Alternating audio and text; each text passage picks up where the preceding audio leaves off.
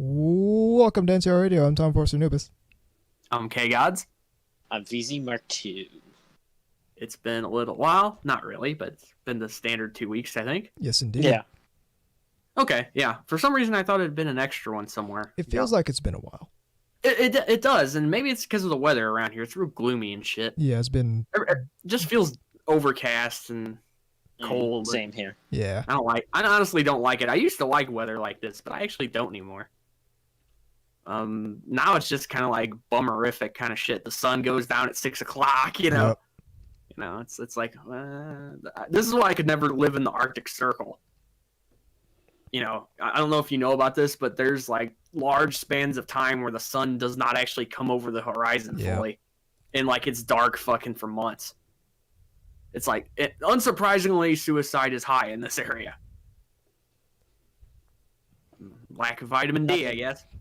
Yeah. So you guys haven't been watching anything? I am not caught up. I'm wrong. I actually did watch something. I forgot about this. And one thing I've been doing is sort of the ritual is knocking out a couple episodes of Dragon Ball Super before I go to bed. Oh. Just because it's just sort of the wind down part of the night, you know? So it's like I drop out 3 or 4 episodes and then, you know, fall asleep. And I've been doing that for a while now, actually, and I'm almost finished. I'm getting close to the 100th episode, and there's 131. And just so everybody knows, I will be out of town here really soon. And by really soon, I mean the beginning of next month. So either there'll be an episode either before or after. Yep. We'll figure that out later. I watched that. Did I watch anything else? I'm trying to think. Anything? Not the new Strike Witches. I've got it. I just haven't done it yet. Okay. I'll say now you'll definitely enjoy it. Yeah, I've only heard good things. Yeah. I have not heard any. Well, okay, I've only heard good things from people who actually like it. I mean, the same whining that was there previously is there now. Make of that what you will. Yeah. Some people saying the fan service isn't as strong.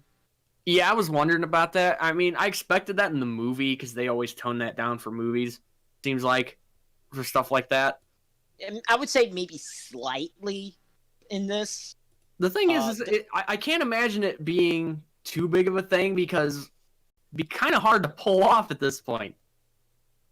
I mean, like, we've already established they don't wear pants. The close-ups aren't as detailed. I don't see any engorged vulvas. I mean, yeah. But it's still really enjoyable. I really like those characters, which is why Brave Witches. Not that I didn't enjoy it, but it didn't resonate as well for me as because I enjoyed that, but again, I could also see where the kind of the muted color palette might bother some people because it takes place in kind of the Eastern Europe kind of look to it. I just think these are better characters. I mean, like you look at it and you go, "Is this Bratislava or some shit?" Yeah. For any people listening from Bratislava, sorry. There was a great Erica face reaction. Yeah, there's a few of those I've been seeing floating around. Yeah. As soon as I saw it, I'm like, okay, I gotta take a picture and send it to K-Gods. Yeah. I mean, well, you know me. She's definitely my favorite witch. Not for the reason a lot of other people would think. It's not like the waifu lewd thing or anything like that. I just find her really funny in the sense that she is kind of the opposite of what you expect. You know, a sort of authoritarian, kind of bossy, or like completely lazy. Yeah. Sort of I'll do it tomorrow, kind of someone else will do it kind of mentality. I mean that's just funny. He lives in like sort of a pigsty. I don't know. I just find that amusing. Yeah. The new Love Life is still great. Yeah, I mean, I knew that was playing, and it's one of those things where I really think get to it. Yeah, it's just one of those things that it'll happen eventually.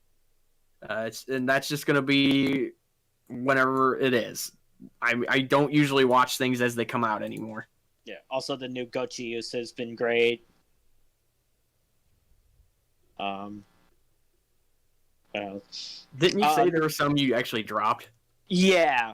So 2 that I dropped was the one called Adachi to Shimamura, which is that Yuri show that looks nice, but it was just like nothing really interesting at all. And here's the thing about it that I found out after. It's from the same person that did something you liked, K-Gods, Denpa Onna to Seishu no Toko. Oh, yeah, I was a big fan of that. The astronaut Loli is kind of in this one, too. She might be a different character, but she looks pretty much the same. Mm-hmm. The other one I dropped was the one I was watching today, and I really wanted to like this one so bad because this was like for 6 months hype. It was a show that got pushed back because of COVID. This got pushed back because of COVID. Maya Setsu. Okay. Which is that one that has the same character designer for Lucky Star. Yeah, and you can definitely tell if you look at it. I really wanted to like this one, but it's a show about comedy, and it's not funny at all. And you know what? I hear in Japan is pretty much feeling the same. So way, it's about sports night. So it's so it's not like just a cultural issue of like, oh, you don't get it because it's you're not Japanese enough. And to be honest, there are some shows I think where that is actually the problem. Like you don't live within that culture enough to where it truly resonates. I think there are some shows like that, but I think they're fewer and further far between yeah. A lot of people. Like I'm not well versed in Japanese politics, but I still find Joshiraku interesting. Oh yeah. Fair enough. What you said the other one was Adachi to Shimamura. Yeah. I think. Okay, yeah, by Tezuka Productions. Yeah. I love the promo for it. It's like the 2 girls on the bike. Yeah, it looks like it's like totally a fucking ET reference almost. I mean, that probably wasn't what they had in mind, but that's the only thing I could think of. You know, the one new show I've been liking this season, Dropout Idol Fruit Tart. That's the one from Studio Feel. I like the name. Yeah, and it totally is a Feel show. So yeah, a lot of fan service. Yeah, but that's usually well animated though. Yeah, that's usually a thing with Feel, is it always looks good at least. Yeah. You know, Feel and Doga Kobo. Yeah, they're generally pretty good about that. So it's like even if that name, fucking Fruit Tart, gotta love that. That looks like that one's been out for a couple episodes. Yeah. I actually opened up AniChart so I can kind of look closer at ones you're talking about here. Mm. You're not watching any movies or shorts or anything, did you? No, actually I am. I'm watching the 3rd season of One Room. Okay, yeah. Zero G, yeah. I'm also watching the one, Dogeza de Tana de Mita. Yeah. That is the most like anti-feminist, anti-social justice show you could get. Yeah, what I'm reading kind of gives me that impression. Please show me. What's it look like? I mean, in terms of visuals. It looks okay. Maybe not the best, but it doesn't look terrible. Because it almost looks like something that JC Staff would animate in terms of actual visuals. Yeah, it kind of just has a basic look, but it's fine for what it is. The only thing is that the nipples are censored in this. Aww. Even though, and it airs on ATX and it's still censored. Damn, okay. Waste. Okay, we're gonna have to have a meeting. You're gonna have to call up ATX. Hey, ATX, what are you doing? I paid this extra. Where's my I'm paying for this. I'm paying for this service. I want to see titties. Yeah, thank you. And yeah, they are technically there, but I don't want to see fucking special censorship light and crap like that. Oh no, this one has like the little guy doing the bend down thing as the center. Okay. All right. Still not happy about it. Okay. Anyway, you were saying that it, VZ? Yeah. Because we do have news.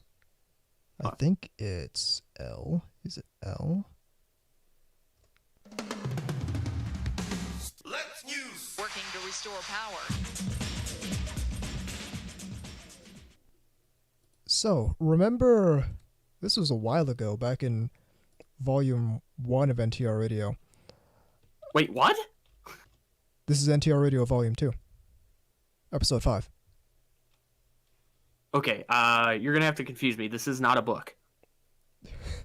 Well, so when we decided to redo the numbering system, Oh, okay, yeah. we didn't want to do like a Ver 2 or 2.0, but what I came up with was, back in the day, they used to release anime in volumes. So you'd have Volume 1 of Divergence Eve, and you have to get Volume 2, and that contains the next 4 episodes. So I decided, hey, So NTR Radio Volume 2. this time with more titties and xenophobia. Yes, indeed. So, back in Volume 1 of NTR Radio, we dedicated a whole episode to this, didn't we? No, this was just news. Either we did a news item or we dedicated a whole episode to it, I don't remember. But we talked about the Tatsunoko re-upping their contract with Harmony Gold, basically sealing the fate of Macross in the United States for years to come. Which is to say, it's not going to happen. That Macross is basically dead in the United States as far as legal licensing is concerned, unless someone pulls something out of their ass and pulls a Manga Entertainment and yanks, like they did with Macross Plus and Macross 2, yanks the thing out from Somebody pulling a Roy Fokker. Yeah, known heroes, Manga Entertainment. But we somehow have new Robotech news. So this is going out in the IRC. I'll link you guys as well. This is coming from Clownfish. clownfishtv.com. Classic anime Robotech joins Funimation. Okay, and this was actually a year ago, this publication. Okay. Like. Yeah, this was a year ago. Oh, I thought this was breaking news because I saw October 21st. I'm like, hey, this is breaking news. This is fresh. This is fresh, man. But evidently we did miss this though. But this is like because we know Funimation is in bed with Sony now, and Sony is apparently trying to do shit with Robotech. Because remember they were trying to do the apparently they're trying to make Robotech into a cinematic universe like Marvel. Mm-hmm. Right. We'll see how well that's gonna work out for them. But listen, if they haven't done the Voltron movie that they've been promising, you know. Well, I don't know, man, because now they've got the since we didn't get the blessing that would have been Harmony Gold losing the Robotech license. Now we don't know what's gonna happen. It could very well happen, or they could just sit on the license like they've been doing for the past several years and do nothing with it. Yeah, my is at most they'll probably. To me, or does it seem like there's actually some sort of fucking Cthulhuoid monsters under the surface that are trying to prevent people from getting Macross? Well, my thing is, like, who is still into Robotech? Boomers. Like again, my only answer is people that are sort of slightly older than me. So kind of the sort of Gen X people. I can't imagine that you're into Robotech for any length of time, especially nowadays, and you don't know what Macross is. They use it interchangeably. They just don't care for some reason. They'll use Valkyrie and Veritech interchangeably. So do I. but I know I'm not into Robotech. I will call it Robotech I'll call it Robotech for other people if I know that they might not know what Macross is. And I'll talk about and because I did grow up with Robotech. I grew up watching Robotech, but I don't know how you can know what Robotech is in 2020 and also not prefer Mac. I don't know who Robotech is for anymore, because every time I see anything Robotech get announced, everyone's always in the replies dunking on Harmony Gold. Yeah, bitching about how we're being robbed of a classic just so you can appeal to some fucking geezers who don't even like it anymore. I love the fact every attempt to do a sequel to Robotech has always been this sort of botched attempt. Oh no, it's like this. It's like the Chinese democracy of fucking anime. It's like lots of promotion, lots of ranting, and lots of basically pouring funds into it, but no delivery. And all is okay. Originally they were gonna do Robotech to the Sentinels, right? Yep, I remember that. And all that came out was 3 episodes because the the yen value went really high. So they couldn't afford to make new stuff for that. That was pretty ridiculous. Yeah. If you guys want some really lulzy fun, though, I look at the related articles, and one of the things on there is Anime NYC bans fascist cosplay of Tanya the Evil. Yeah, I remember while promoting it on Twitter. New Sailor Moon musical coming, summer 2020. Does anybody remember that? I don't. I'm sure the COVID thing probably fucked that over. So that's also what was the other one? Oh, the Shadow Chronicles. That was the other one.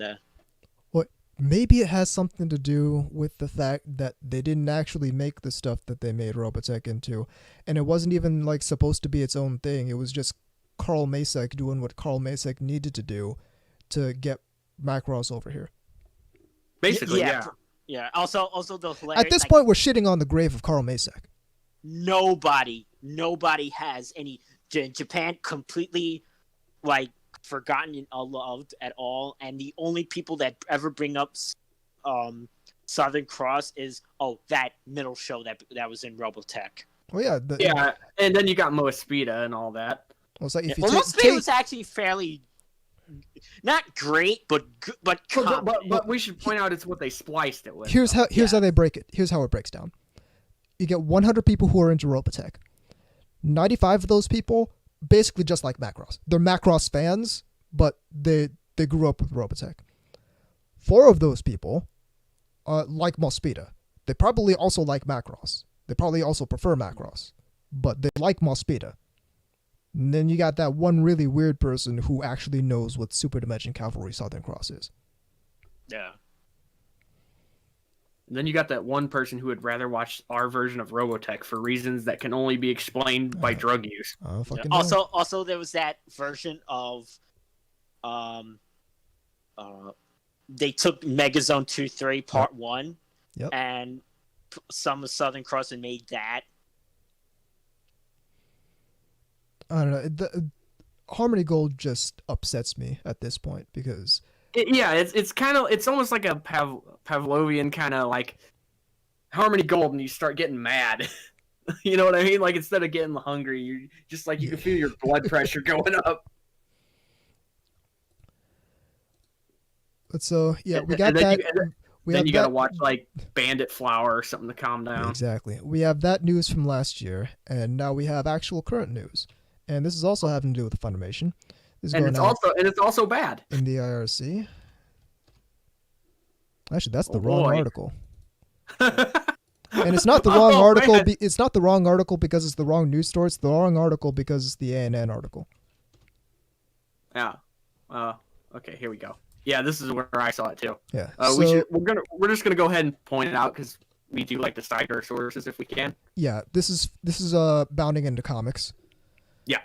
So this is okay. Now I'll go ahead and read. I'll go ahead and read this one. Go for it. VZ, you were saying? Oh no, I'm sorry. I was gonna say he looks like he drives a windowless van.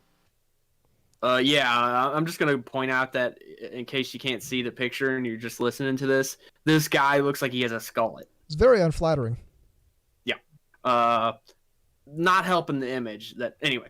Funimation voice actor Chris Thurman, I guess that's how you pronounce it, claims responsibility for sending sexually explicit photos to underage fan. Okay. We also got an update, it looks like, here. It says, after the initial publication of this article, Funimation informed ANN that voice actor Chris Thurman will no longer be engaged by the dub producer for any current or future productions. Yeah, I kind of figured that. Yeah, it would have been very weird if they had not issued a statement after this. It would have been wild if they hadn't issued a statement. I looked through my the list of stuff he was in. I'm like, okay, none of these none of these things that he was in that I personally own. Well, regardless of which, since I mostly watch, subs anyway. The interesting thing is, if you want to check this out, in the link that we're talking about, they've got the proof. Yeah. And trust me, it's bad. It's really, yeah.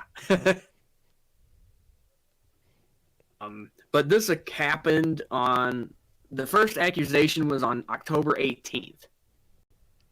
When an anonymous account by the handle of exposing Chris Thurman, sounds like he already did that. Sorry. Published a Twitter longer post that claimed the voice actor is also known on the site as an accidental serial dick pic sender. How can you be accidental in a serial one? That doesn't make no sense. That makes no fucking sense. That's like you accidentally cut your fingers off.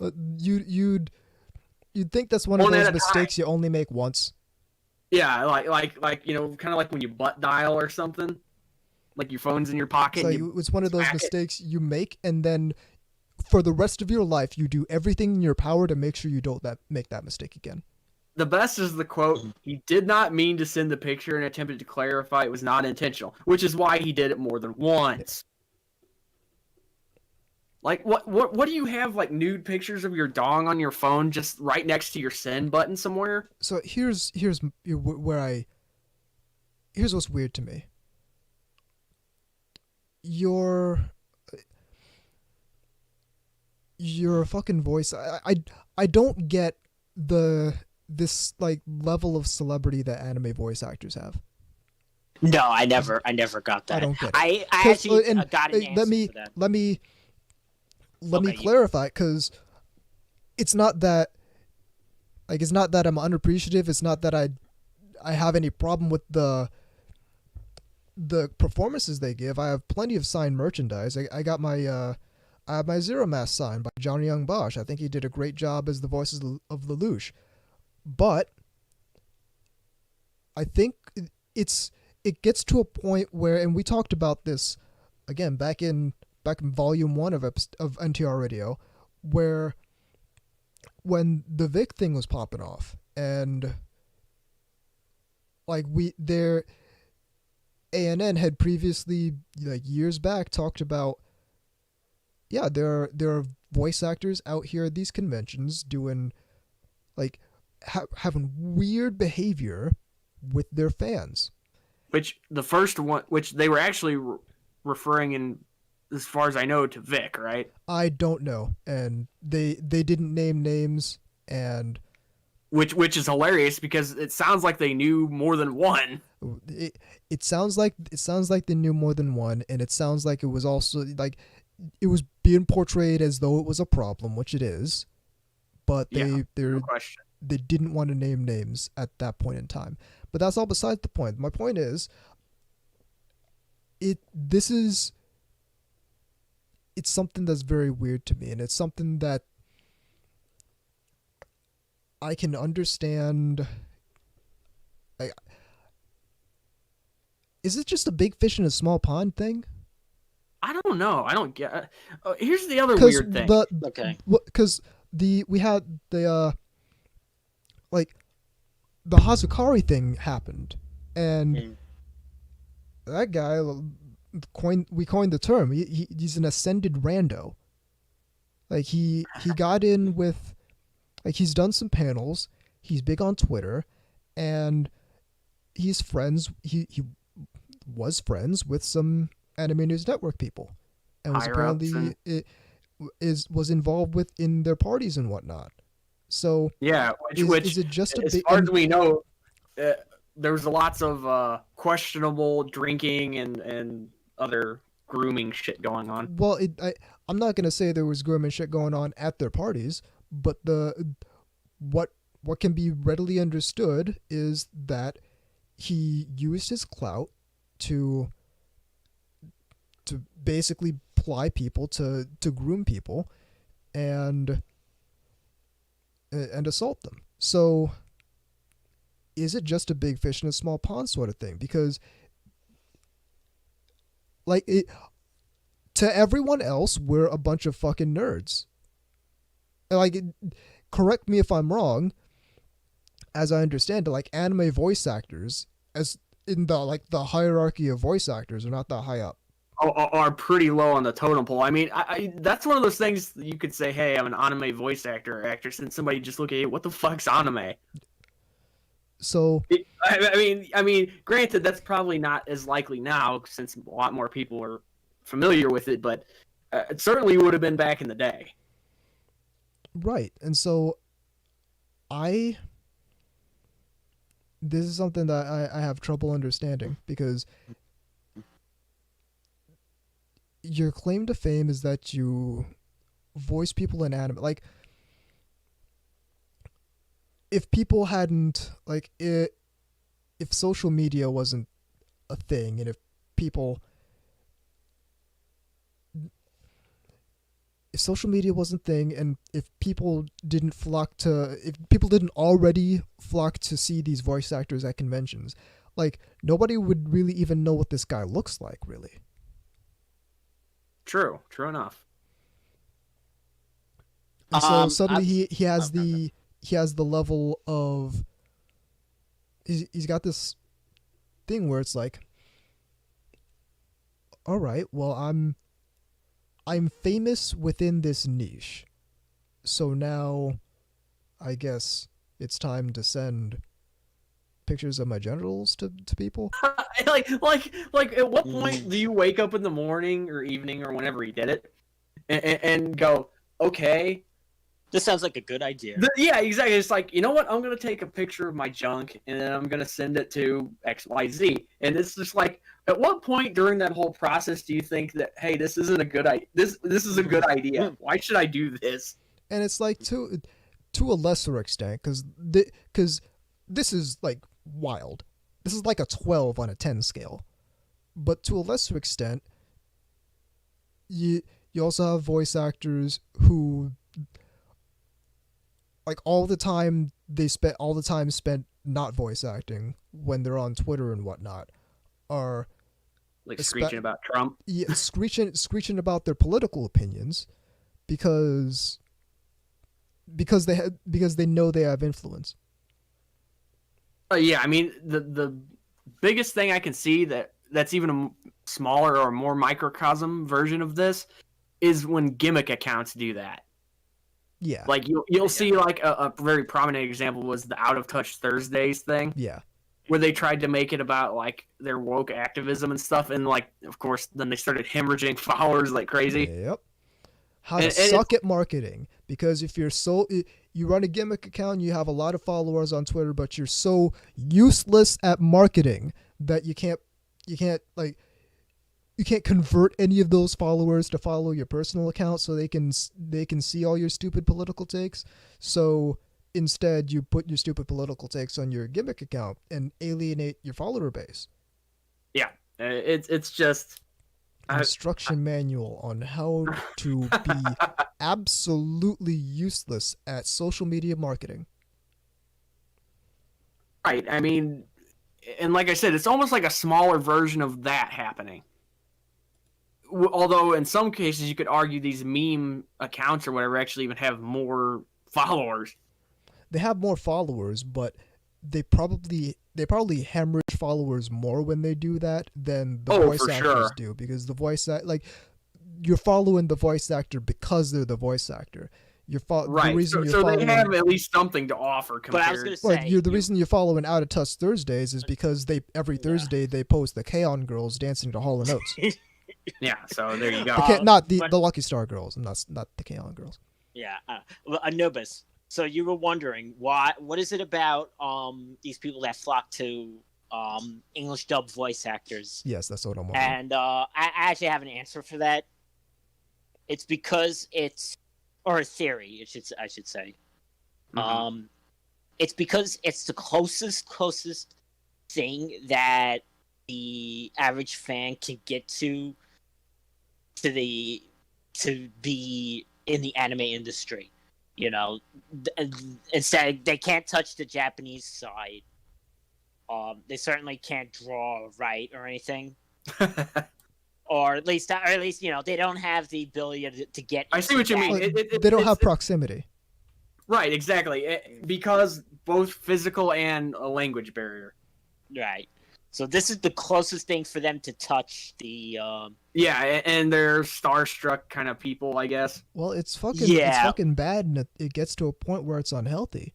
Maybe after everyone is convinced, maybe after I get done convincing everyone that this pathological need to support the anime industry, quote unquote, is like don't support the anime industry. You buy products because you're a consumer in a market. Maybe after I'm done convincing everyone of that, I should start convincing everyone that you're not going to work in the anime field. It's not going to happen. I mean, there's a lot of cronyism that goes on. There is. So like, not to discourage anyone from trying, not to crush people's dreams, but in the interest of not wasting people's time, and in the interest of helping people understand how the industry over here works, and the many ways in which it probably shouldn't work, that it does work, it may be the next thing I should start convincing everyone is you're not going to work in the anime industry. But that's after I've convinced everyone to stop trying to support the anime industry, and that's never going to happen. Not as long as Crunchyroll's still around. Like I said, there's it might not be for long. There's a ton of nepotism in general. Oh, yeah. Like holy shit! Just in the Western industry alone, which I don't want to get too into. Well, nobody cares about the nepotism in the Japanese side of it because it still results in good product. No, I'm talking about in the domestic side. Yeah. Yeah. Yeah. But yeah, the okay. You know, like they're not just hiring their friends that suck, you know? Yeah, exactly. But because they have the right political views or some shit.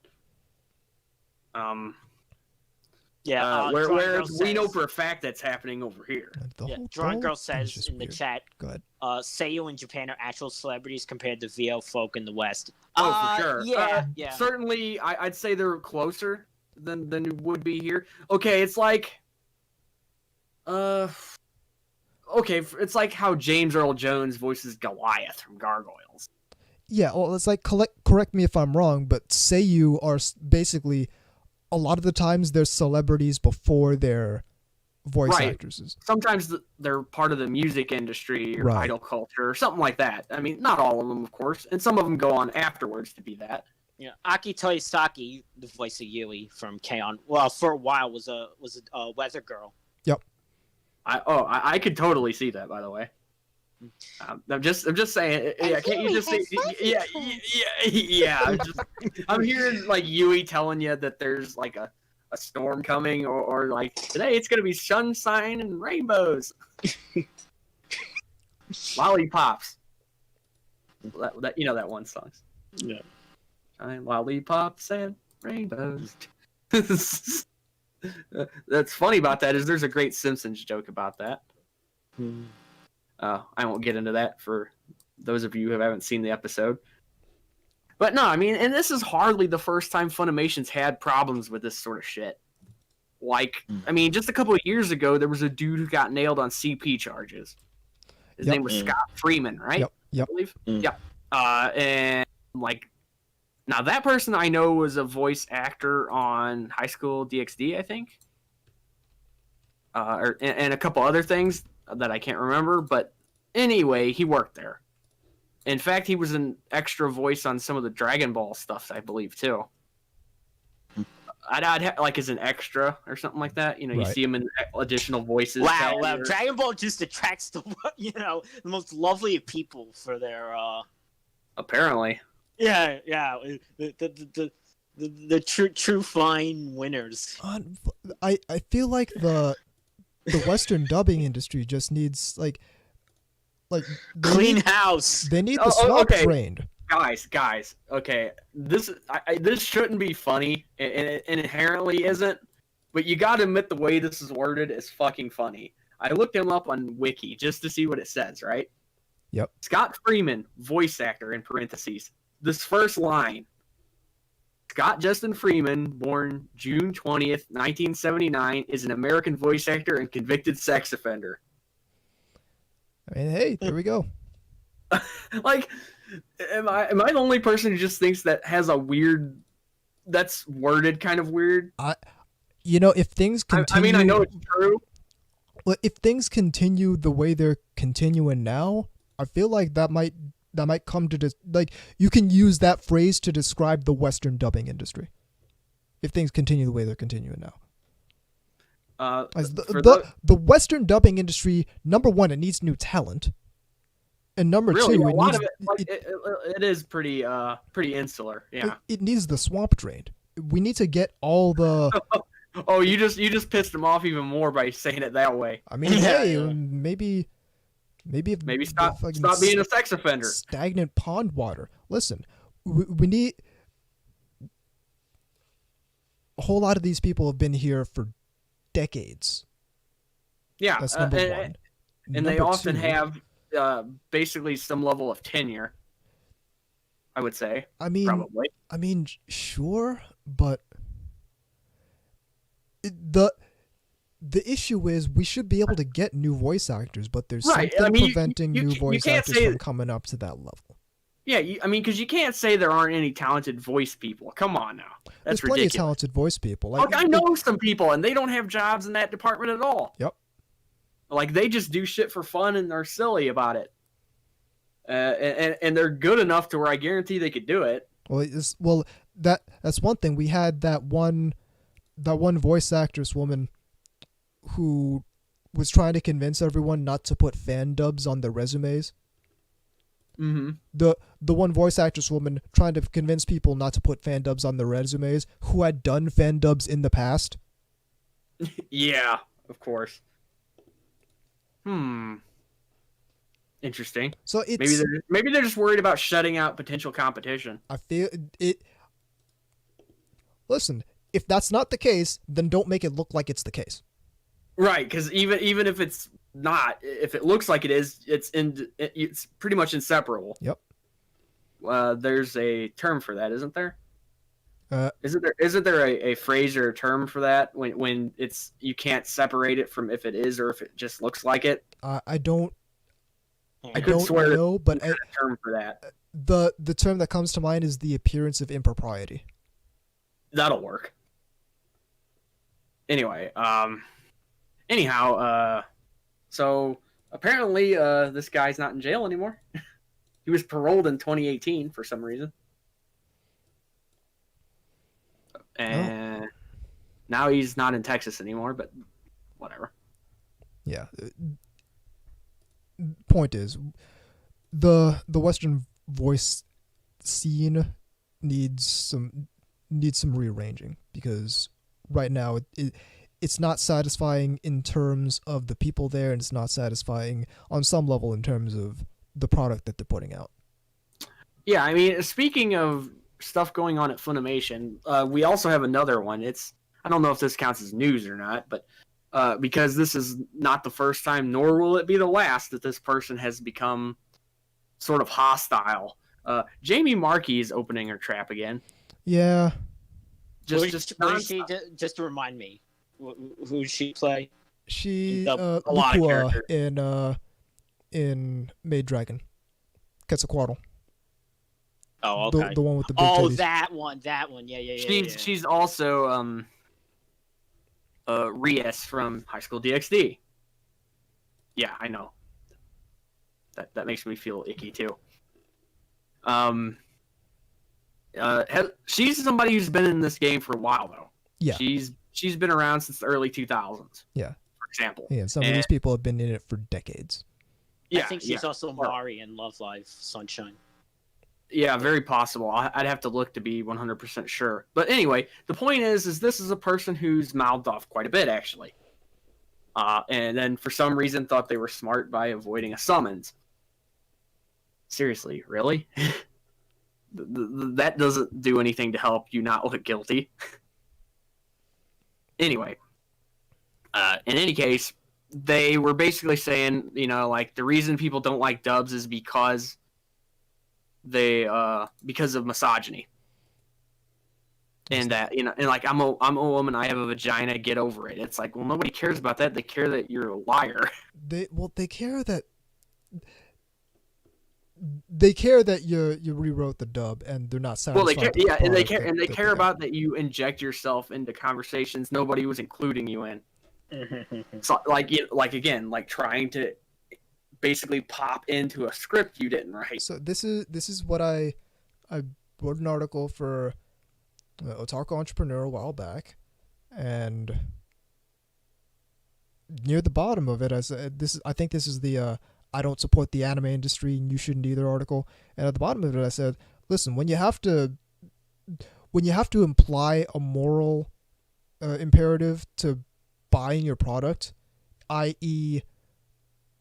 these people have a problem with the dub edits because they're misogynists, that means you have a deficient product. Because if people aren't buying it, that means they don't want it. And you need to figure out why they don't want it instead of trying to imply that they're bad people for not wanting your product. Imagine if that was acceptable. Well, here's the thing. In what other industry is this acceptable? Like, does Pontiac come up and say, yo, if you don't buy a Pontiac, you're a racist. If you don't want to buy a Pontiac GT or whatever, I don't know what cars Pontiac makes. If you don't buy this 2018 Pontiac car, you're a racist. Like, you would probably be like, what the fuck? Yeah, you'd be like, whoa, slow down. I'm going over to the Ford dealership. Yeah. Well, yeah, okay. Yeah, here it is. Okay, hang on. Yeah, so there's a bunch of stupid things. And quite frankly, I don't even want to spend a whole lot of time on this because... No, I know. It's something that we get hasn't improved. We get it. You're a belligerent person. You don't like the people who would buy the stuff you make if you made it correctly, and you want to use this stuff as a mouthpiece for whatever you want to use it as a mouthpiece for. I get it. Fine. I'm not fucking buying any of your products. I'm not buying any of the products for the company that employs you because they employ you and because they let you do whatever the fuck you want to their products. The best thing out of this whole bit, and I'll be quiet after this about it, is that her response to her critics was, "I'm sorry you're not getting laid. It's not about you. Move on." Don't worry. And it's like wow. It's so nice you're interested in our sex lives. Jamie, you do not need to worry about me getting laid, girl. I am all set. It's like, we get it. You're friends with Chris Sabat. Shut up. All right. So, did I go too far with that? Because he's the casting couch, Well, so okay. So here's because all this Western industry stuff, and we like to talk about how the Western industry is doing damage to the anime industry at large. But here's what nobody's talking about and what's the biggest threat to the anime industry right now. So I'm putting a couple links in the IRC. And I probably should have done this while we were going over the other articles, but here the first one is so as a bit of background, the anime industry in Japan puts out a summary of basically the performance of the anime industry from that previous year. So we got the 2018 anime industry report and the 2019 anime industry report. So like 2018 anime industry report is the report for the anime industry in 2017. So it's reporting on the previous year. Right. Basically, just think of it in terms of we're putting it out after the year's over so that you understand. So we're not counting stuff that doesn't belong. Correct. So, and there we go. Bring that over there. And so I'm going to see if I can, for the people watching live and watching the YouTube video, I'm going to see if I can pull this up on the visual so y'all can follow along. Because some of this is visual. Imagine that anime being visual. Hey. So let me zoom in here.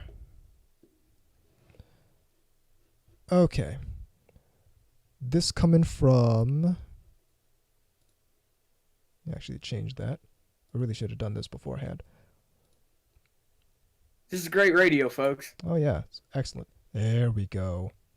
That's more like what I'm talking about. What did Bill and Ted say? It was excellent. So, go ahead. We're looking at the 2018 anime industry report. Mm-hmm. We're on the second page. We're looking at the second heading on the second page. Topics in the Japanese anime industry from 2016 to 2017. And overseas market size close to domestic market size.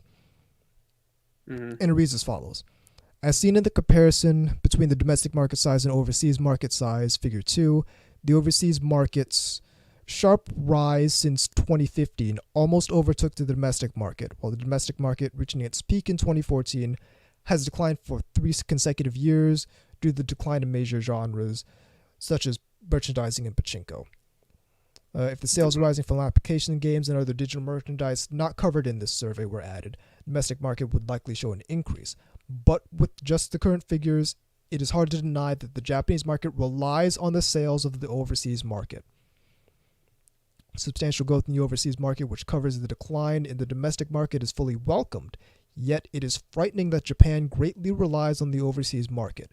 There are several risks to be concerned over, such as a sudden change of business environment in China due to politics, or the distribution environment occupied by major U.S. platforms. Actually, the anime industry, i.e. anime studios and other related businesses, gains no upliftment despite the record-breaking sales in the market. This may be because animation studios and the like have few chances to obtain the benefits from sales arising from internet distribution and application games, which are thought to occupy a large part of overseas sales. It is desirable for both the market and the industry that the domestic market, which is now in transition, stabilizes soon. And directly below that, you have a graph. And it's saying basically exactly what it's saying in the article I just read out. That basically showing that they're relying on basically the foreign markets to cover the cost of the squeezing down. Right. So you've got two lines. You got an upper solid line and a lower dotted line. The solid line is the domestic sales. The lower line, the dotted line, is overseas sales. And since 2014, you can see a sharp rise in overseas sales coupled with a shallow decline in domestic sales. And what that ends up at is going to the fourth page. So here we can see trends in the Japanese animation market. Now,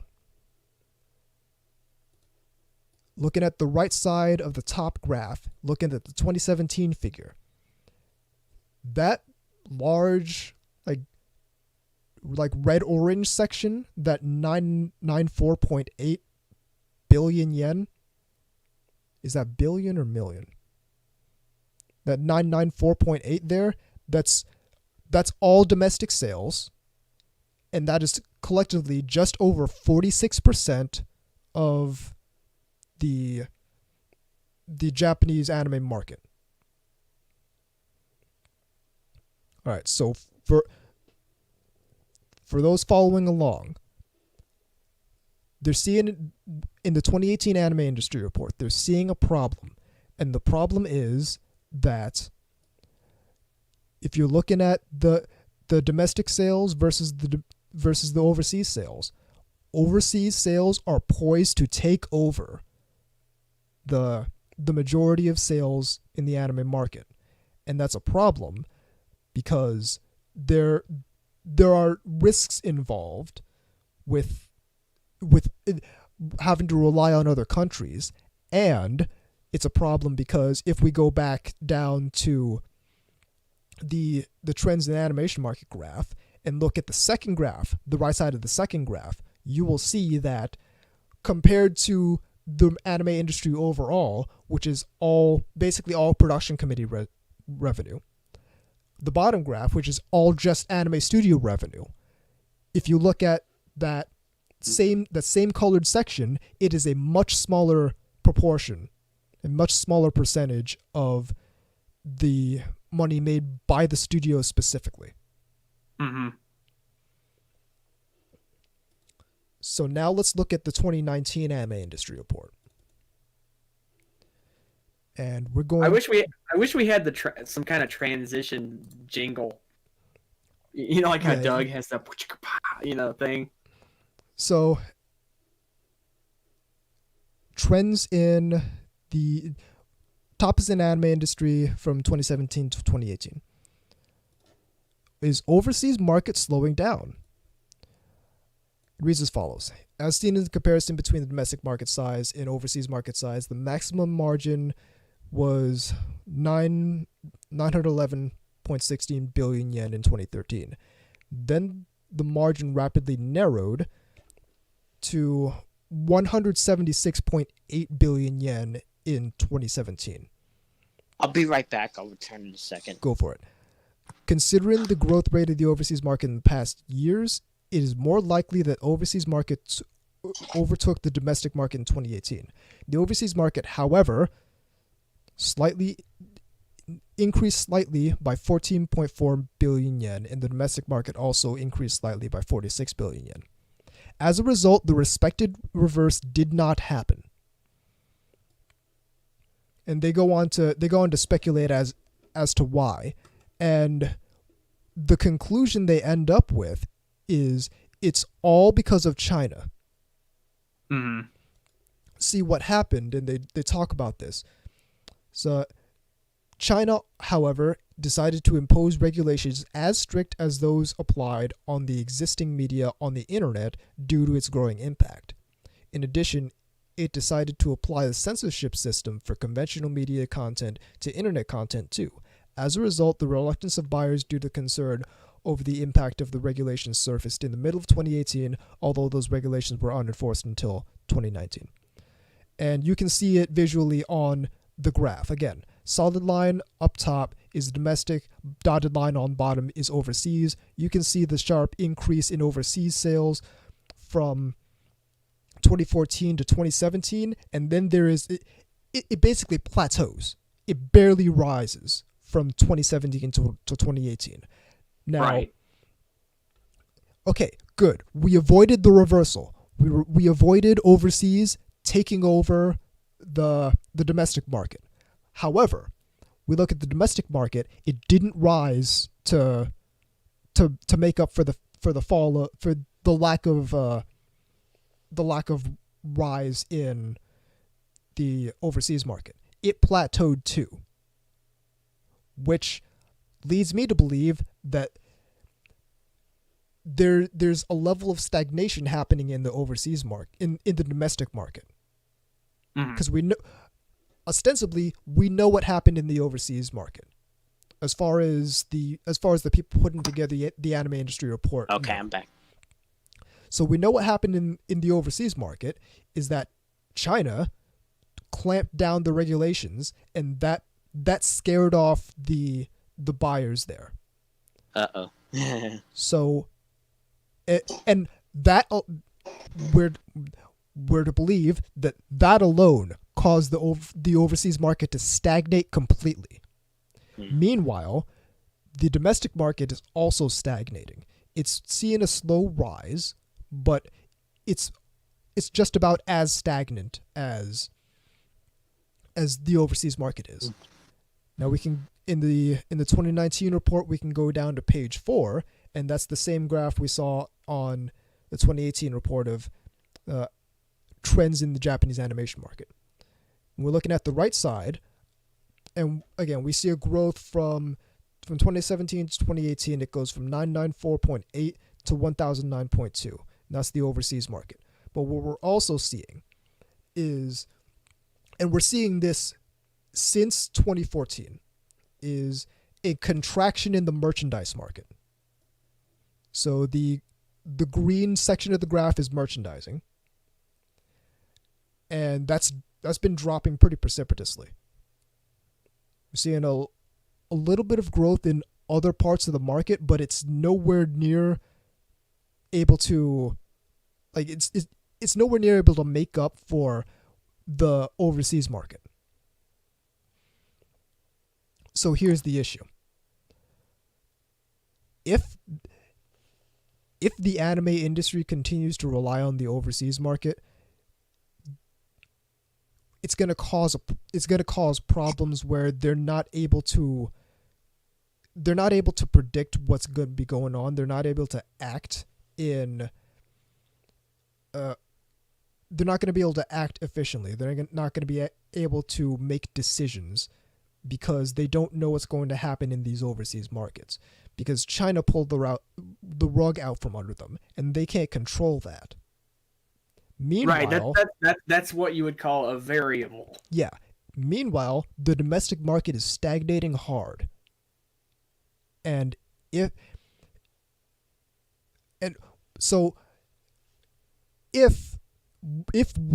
this is all true, and that the stagnation of the overseas market, and to be clear, overseas market means everywhere but Japan. We're talking China, we're also talking the US, we're talking Southeast Asia, we're talking South Korea, we're talking Canada, we're talking Europe, we're talking everywhere but Japan. Basically, Japan in one circle, everywhere else in the other. Exactly.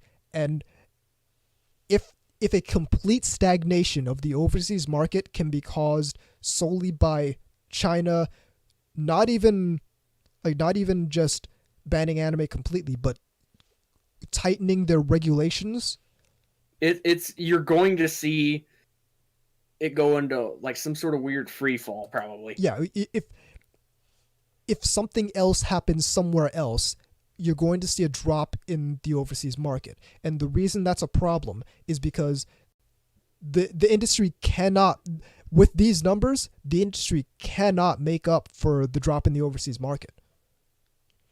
I saw, and this is part of what got me onto this, is Burgermeister on the Iyashike Discord channel turned me on to a video. I believe it was also from Clownfish TV, but they were talking about an article from comicbook.com talking about how the anime industry's growth has been slowing, and that got me looking into what's going on in the anime industry. And we can talk about the anime industry slowing, but if we don't pay attention to the proportion of anime industry revenue that's coming from overseas, then we're going to see the anime industry not just slow, but decline over time. And this has happened before. Absolutely. If you can go back to the late 2000s, between 2008 and 2009, you had 413.7 overseas down to 254.4. Which is quite the dip. That's a significant dip. And it didn't really start recovering from there until like 2013, when it's actually started growing steadily again. And now here's the thing. The anime industry was fine. The anime industry, it dipped, sure, but the anime industry recovered from that, and it recovered quite well from that. And that was almost half of the overseas market. If half of the overseas market pieces out when we're at a 46% level, turmoil is the word that comes to mind. Because I don't know how they're going to handle this. Right. Well, I mean, it's the thing about places like China and stuff is like, really, there's not much you can do about it, in the sense that, you can't control what they do over there, obviously. So we should be pandering to America. We should be pandering to America because there's more people here than there. Well, here's the thing. No, there's not. No, here's the thing: is sure they could pander to America, but if anything changes in the American market, then stability's gone. There's no stability there. And I know what you mean. Yeah. And even if they did pander to America, if anything changes in the Chinese market, China tightened a regulation, and that stagnated the overseas market. Just doing that. So basically, if anything else bad happens anywhere else, it's probably going to fall. It's going to start on a decline, and we don't know what the anime industry is going to do to make up for that, because none of these other sectors seem to be on much of a rise. Merchandise fell. We had music that grew a tiny bit. Pachinko and the other stuff that grew, it grew some. TV grew a little bit. Movies grew a little bit. Home videos down significantly. Well, that's because of streaming and Netflix is going up. So, internet distribution, you're correct, VZ. That went up. Not enough to make up for the loss in home video, but that did go up. Live entertainment, that went up. But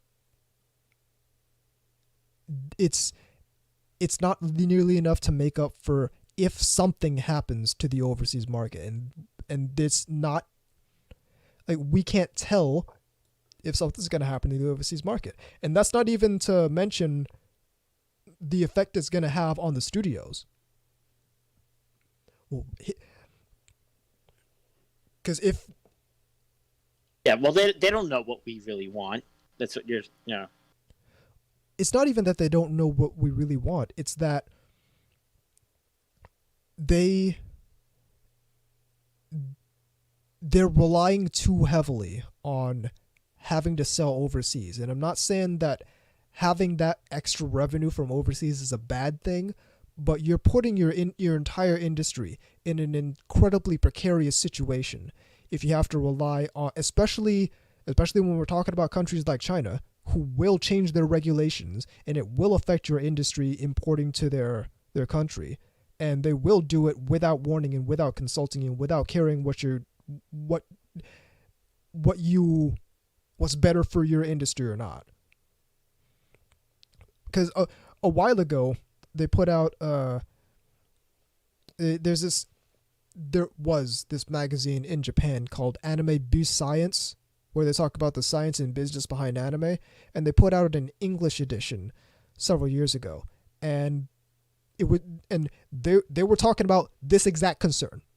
They were talking about this concern of, okay, well, this to put it in perspective, this was a year when China had actually overtaken the United States in terms of how many contracts they had with the Japanese anime industry. So they were very concerned about that at that point. And they were talking about how, okay, well, there is going to come a point where China is going to want to repatriate its animation industry and bring all this media production in country rather than contracting it out to other people, because it's not going to matter. Like, it's not, market forces aren't going to matter then. It's not going to matter that the Chinese people want anime. That doesn't matter to the Chinese party. They're gonna bring their animation industry back in country eventually, and they were very concerned about that when I was reading that magazine. Mm-hmm. And realistically, this has been a constant concern for the anime industry, and nobody's talking about it at all. Well, no, because let's be honest here, so many people don't even know how it actually works. Well, it's so many people don't know how it actually works, and back, I think this was at the tail end of 2018, or the tail end of I think it was the tail end of 2019. It was like we had articles on Crunchyroll basically celebrating the fact that 46% of the anime industry's revenue is coming from overseas, which sounds really good until you consider that a large part of that is predicated on the political situation of a politically volatile nation. Yeah. No, because I know what you're saying. If people think it's like, it's the U.S. is the, well, yeah, no, that's not. You read the Crunchyroll article and say, okay, 46% of the industry's revenue is coming from overseas. That means I'm supporting the industry because you're reading it on Crunchyroll, and that that's the whole thing. It's like, hey, because it's not I'm false, helping. They're not telling you what that 46% actually represents. Exactly. Which most of it isn't here. Yeah. So this is really concerning, because what happens is you're gonna see if something else happens, or realistically if the market just contracts by itself, because listen, we had anime delayed, we had the industry more or less grounds to a crawl in 2020. So yeah, I mean, and not even because of any of that, but just because of circumstances. Yeah. So when it comes out, when the 2021 anime report comes out and we see the 2020 numbers, and this isn't even to mention what the 2019 numbers might look like. We don't know. The report's not out yet. But we're already teetering on the edge of the cliff, and then you add COVID into the mix, and we get anime canceled, we get anime delayed, we get all this stuff, we get comic canceled and all that. It's not going to look pretty. No. We know was it one or two studios that are gone now post COVID? Yeah, I mean there was definitely some casualties there. And I mean they did what they needed to do to make sure that they can continue running after everything is said and done. And good on them for that. That said, Also, the toy company Aquamarine went out of business. Damn, Aquamarine went out of business? Yeah, I read that. So. I feel like I might own some of their stuff, but the name does sound familiar. But so we're starting to see some industry contraction, and again, it's not gonna, like, we're not gonna be sure until we see the report. But right now it already doesn't look pretty, just looking into the future, because if anything happens, you're gonna start seeing a dip, and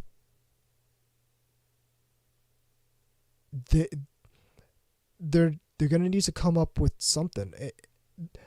Here's my bottom line: is they can't rely on the overseas market like this. It's dangerous because they can't control what happens in other countries. And that's mainly China, but at the same time, that's also places like America. It's also Australia. Didn't they just ban a whole bunch of stuff? Actually, that you can't import hentai from Japan at all now anymore. Yep. So, what if Australia decides to go more buck wild? Also, a whole bunch of light novels and such. Yep. So if Australia decides to go more buck wild and ban more stuff, that's going to affect the overseas market.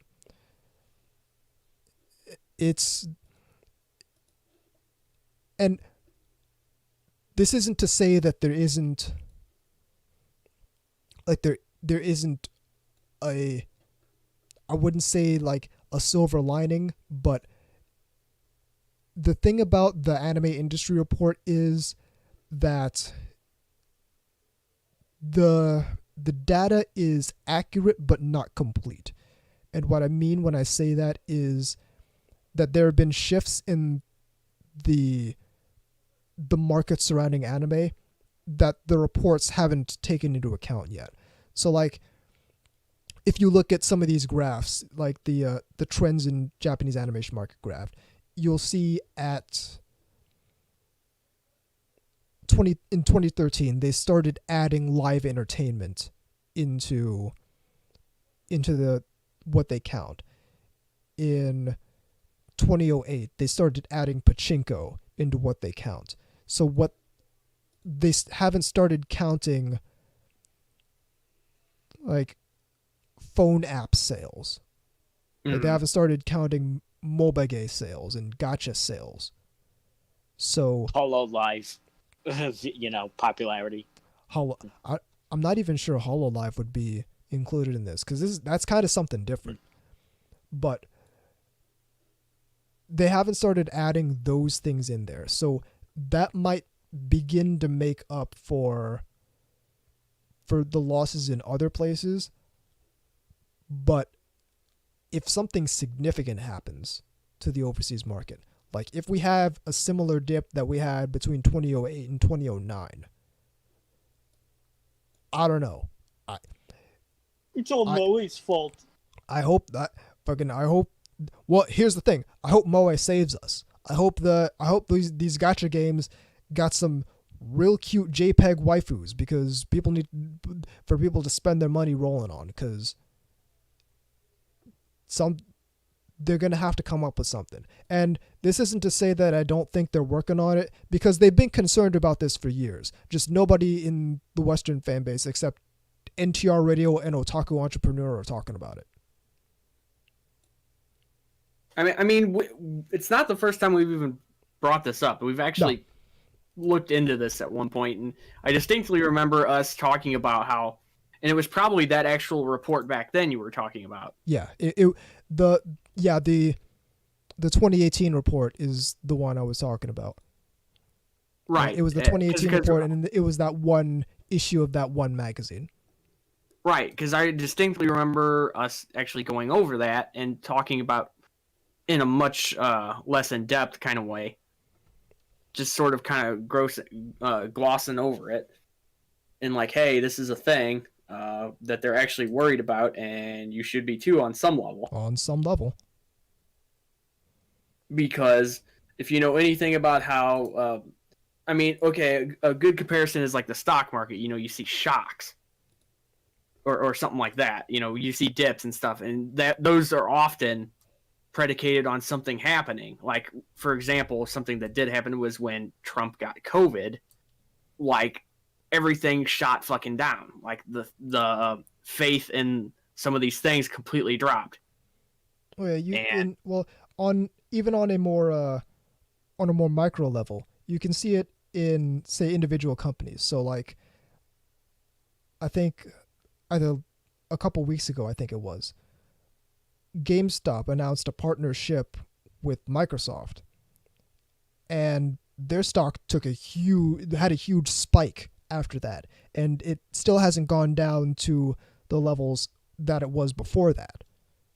Mm-hmm. So if you own stock in GameStop, number one, but previously to the Microsoft announcement, I would have said, "Whoa, why do you own stock in that?" But after that, you probably actually made some money if you had bought when GameStop was kind of in the shit. Right. But 100%. The point is, there are external factors, but you can't even necessarily consider them external. But there are factors that you need to consider when looking at the anime market, and where this affects us is that what happens to the anime market affects anime down the line. So if production committees don't think they're going to make as much money they're less likely anime, to put up the money, for one. Yeah, they're less likely to invest in the production of an anime. They can spend their marketing dollars elsewhere. Mm-hmm. Now that said, anime as a market and anime as an industry has proven to be very resilient over time. Like it's one of the few industries that actually grew during the recession. So no doubt there's some very smart, very creative people in the anime industry that are working on solving this problem right now. But what I'd like to drive home for people in the Western anime subculture is like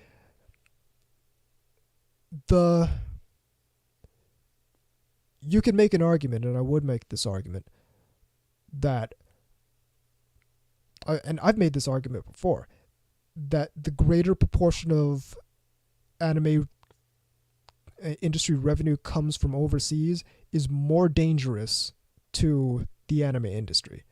And what we need to do is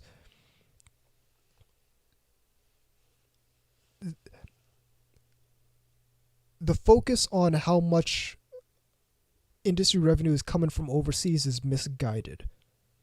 One, because a lot of the time the implication is that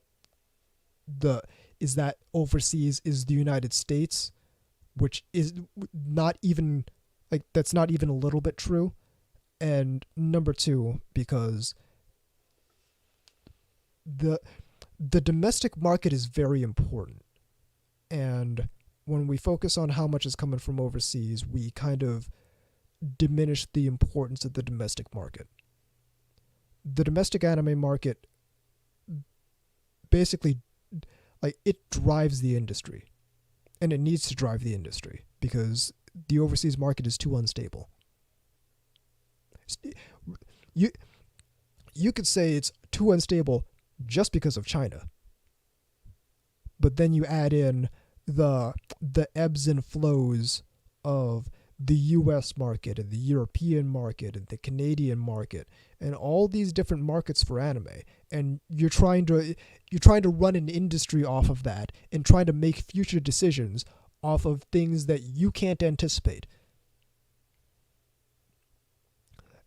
or things you can anticipate, and the only thing your anticipation tells you as far as what is the optimal course of action to take in this situation is we need to get more revenue coming for the domestic market, which is what they did with China, which is what they were concerned about with China in the 2018 report and in that article I mentioned from years back. So it's a dangerous game trying to increase domestic percentage market share. I'm very happy that the anime industry is making more revenue off the domestic market. What I'm concerned about is that's not picking up the slack from the foreign. Well, yeah. What I'm concerned about is their domestic revenue is not rising to meet that, and as a result, you're getting a much greater proportion, much greater percentage of the entire revenue coming from overseas. Which at this point would be a completely unstable market. Yeah, you can't make decisions in that environment without eventually something going terribly wrong and a lot of people losing a lot of money, a lot of people losing a lot of jobs. Especially when you add in other things you can't foresee, like COVID-19. Right, which, as we all know, has backed up shows that were even running right now. Yep. Or in some cases, got them almost canceled immediately, I think. Yep. Closed down 1 or 2 studios. Right, so closed down this is one of those variables that, like, there's always a possibility of it happening, but it's not something you can predict at all. And I forgot the name, but it was the studios. Oh no, was it Arms? It was Arms. That was the name of the studio. Yep. They did the first season of did they do Seren Kagura? I think it was the first season. I know they did Valkyrie Drive. If that's the case, I think they did Seren Kagura as well. Yeah. Well, in any case, yeah, they've been hit especially hard. So. And what it comes down to is you need to be able to insulate your market against externalities like that, against things like COVID-19, against things like China changing the regulations. And the only way I can see to do that in the anime market is to increase the domestic market share. And they're going to need to do that because they and kind of explain what that means. Well, so they're going to need to sell more anime and more anime products in Japan. And not necessarily that they're going to need to sell less anime and sell less anime products. Well, realistically, sell less anime licenses in the US and other places, but they're going to need to serve their domestic market more. And they're going to need to create more things that their domestic market wants to buy. And I don't know what that means, because you can see in the graph you had a 20 billion yen drop in merchandise. And that's domestic merchandise. So Demon Slayer's been killing it. Demon Slayer's killing it in the box office. I would imagine partially because not much else is in the box office. Yeah, I mean, yeah. Well, when you're cleaning house, when there's no one else in the house, I mean, that's less impressive, I guess. But I know very little about Demon Slayer. I just know that one girl has the thing in her mouth that looks very vaguely sexual. Yep. Because people didn't complain about that. Drawing Girl in the IRC, Heaven's Seal Part 2, Fate Stay Night, made over Part 3, Fate Stay Night, made over $1 billion yen in the box office. And this isn't an indictment on the quality of these movies. It's just noting that there's not a whole hell of a lot else going on in the theaters right now. I mean, the theaters in general, not even an anime, just in general, are experiencing obviously a pretty nasty situation in general. Yeah. So what it comes down to answer your question, VZ, is number one, we're going to need to start getting numbers on these mobile apps, these gacha games, these MOBA, because they're not counting that yet, and I guarantee you that number one is I guarantee you that is a significant revenue source. If that's not a relatively big bar on this graph when they add it in, I'm going to be very surprised and very concerned. But we're going to need to start getting those numbers. Okay, continue. No, go for it. I was going to say, one thing I had a contention with the clownfish video that they did recently was they were thinking like, oh, the Japanese themselves should be doing this stuff instead of like, Funimations and all that. And the truth is that they didn't know this, that they have done that. Sometimes successfully, sometimes disastrously in the past. See, here's the problem with, and this is a paradigm I used to be on too until I learned more about how the anime industry works. So you're a scenario. You're a production committee. You're a rights holder to an anime. Now you have two choices because you want some of that America money. But you have two choices. Number one, you can decide to set up an operation over in the U.S. and bring that out yourself, which sounds easy, but what you're doing when you do that is you're also signing yourself up for a whole lot of other responsibilities and costs. So you're going to have to do the translation. You're going to have to do the subtitling. The American market, they're going to want dubs. You're going to have to do the dub. You're going to you're really going to have to probably work with a company to do the dub. You're going to have to market to the American audience, which you don't know how to do because you're a Japanese company. You're going to have to do distribution in the US. You're on the hook for all this, by the way. So if the anime flops over in the US, then you're out all this money. Or you can let a company like Funimation, like Sentai Filmworks, like Nozomi pay you for the privilege to do all that themselves. And you're not on the hook for any of it. You can literally take the money and run. Which do you choose? It's not a hard choice because you're trying to mitigate risk. You don't want to take on all that risk, especially like I'm looking at the Studio Arms catalog. You're the rights holder to Valkyrie Drive. Yeah, you're the rights holder to Valkyrie Drive Mermaid in Japan. And you're gonna try and market that to the US market? How are you gonna do that? Especially since you don't know a whole lot about the US market because you're a Japanese company. And you're gonna take on the translation, you're gonna take on the pressing the discs, you're gonna take on distribution, you're gonna take on all that. And if that anime flops, if it doesn't do as well to make up the cost of doing all that, you're gonna be on the hook for that loss. I'm getting Funimation to do it. Funimation will pay me for the privilege to do all that for this anime. I can literally take my money and run.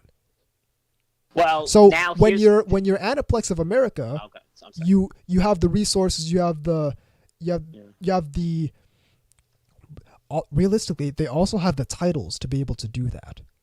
So you have the resources, you have the connection, and you have the titles to be able to do that and release it at closer to a Japanese price with a whole bunch of extras, and people will buy it. Pony Canyon tried to do the same thing, but they didn't have the titles to back them up. No, not even Sound Euphonium. Well, nobody wants to pay $100-something for the Blu-ray of Denkigai no Honya-san.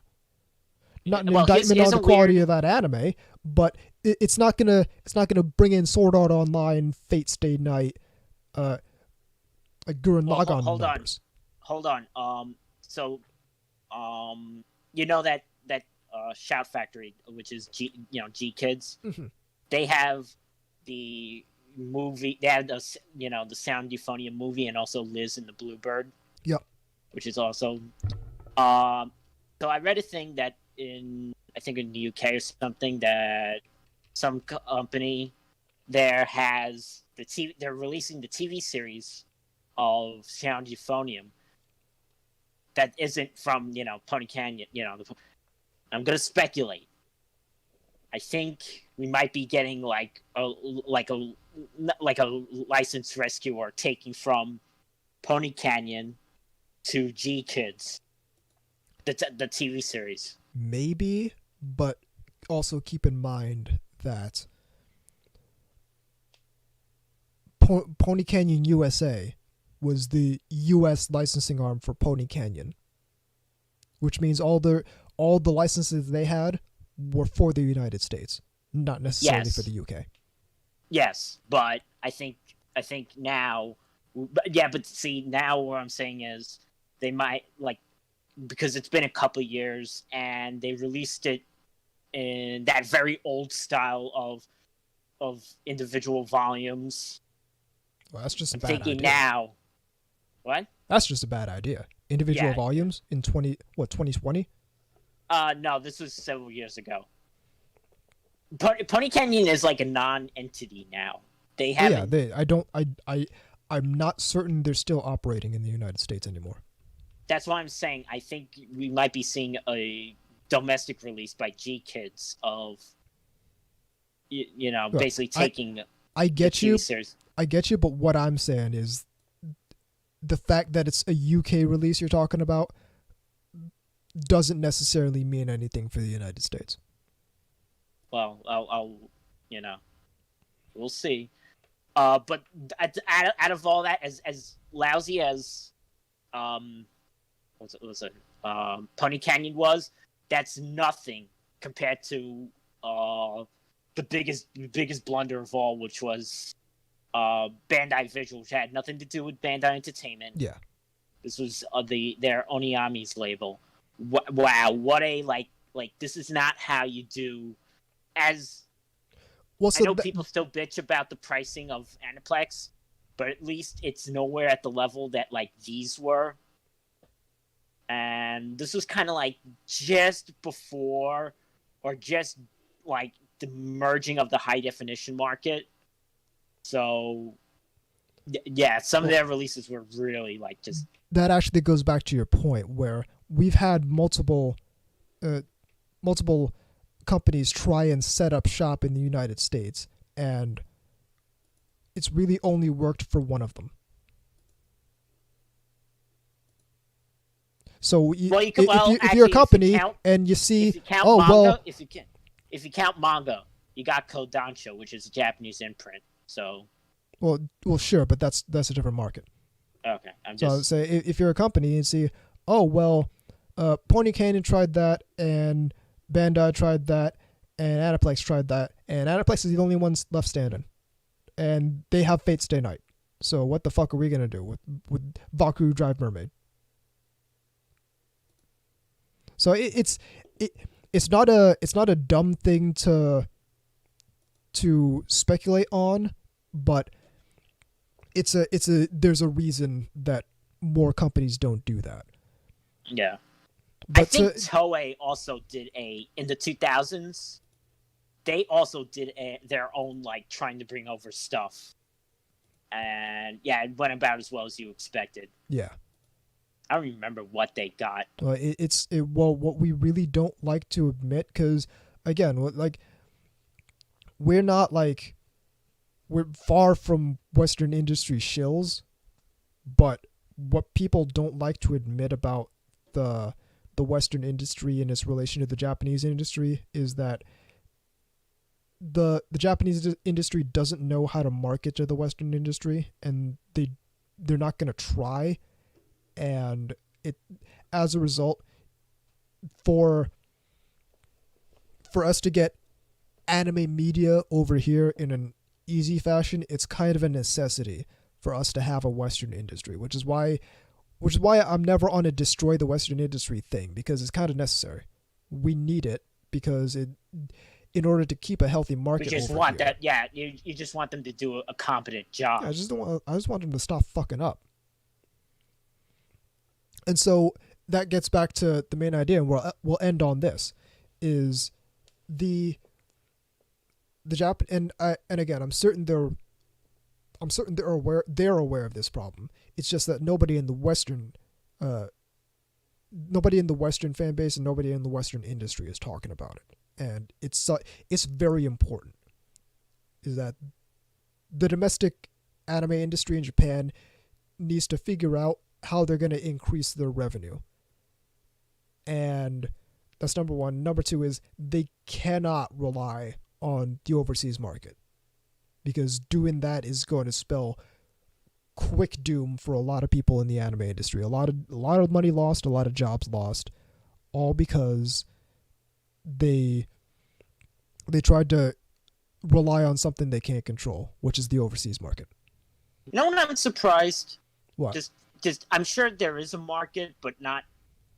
I'm surprised that there's not an anime market for India. Let's look at the map. I would love to know what the. Yeah, there's a minuscule anime market in India.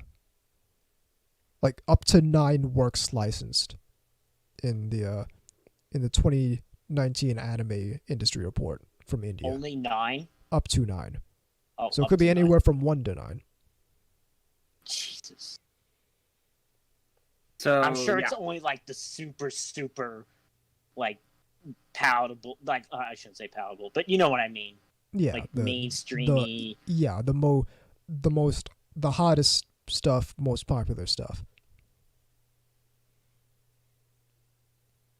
Probably nothing fan servicey, I imagine. But yeah, this is a problem that's going to be solved. It's probably going to be solved in the background. It's going to be interesting to see how the problem is solved, but those of us who understand and follow the deeper business side behind the anime industry see this as a concern, and it is the biggest threat to the anime industry right now, in no uncertain terms. And that's the show. The email address is ntrradio@gmail.com. The website is ntrradio.net. VZ stuff is at vzmk2moimekagatai.wordpress.com. The Big Book of Idols is VZ's book. That's thebigbookofIdols.com. That's going to be coming out at the end of the month. Keep tuned to that web page. Awesome. Find my stuff at iyashike.moe. I post about otaku self-development and otaku lifestyle there. OtakuEntrepreneur.com is where I talk about business and finance from an otaku perspective, and you can read an article I posted there on this particular topic called "The Anime Industry Cannot Rely on Overseas." That was posted October 15th, 2020. I am on Twitter at TAnubis. VZ is on Twitter at VZMK2. The show is on Twitter at NTR_radio. Check out the Bakagaijin show. They are on hiatus currently, but check out their old episodes, as well as Otaku Midnight, because both those shows are real good. In addition to Asobi FM by Shinden9, he's also putting together a bit of a business, so keep an eye out on that as well. Fancy capitalism. My business is shinikiba.moe. I sell anime girl figures there. I'm Tom Force Anubis. I'm K-Ads. And I'm VZ Mark II. And even though China tightens the regulations on us every time we say it, this